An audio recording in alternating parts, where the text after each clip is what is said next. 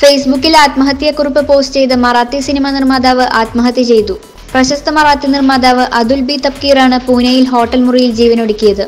Cinema നിർമ്മാണത്തിലുണ്ടായ സാമ്പത്തിക ബാധ്യതയും കുടുംബ പ്രശ്നങ്ങളുമാണ് ആത്മഹത്യക്ക് കാരണം. സിനിമയിലുണ്ടായ നഷ്ടം മൂലം ഭാര്യ തന്നെ നിരന്തരം കുറ്റപ്പെടുത്തിയിരുന്നുവെന്നും മക്കളെ തന്നിൽ അകറ്റിയെന്നും അദ്ദേഹം ആത്മഹത്യാക്കുറിപ്പിൽ പറയുന്നു.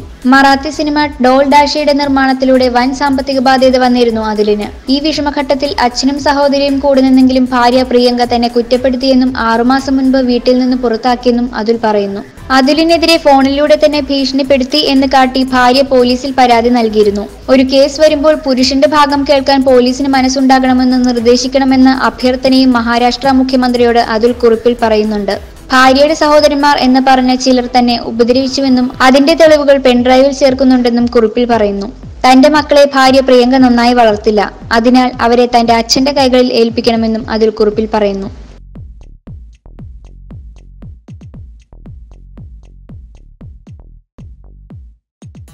You're watching me on metromatney.com. on metromatney.com.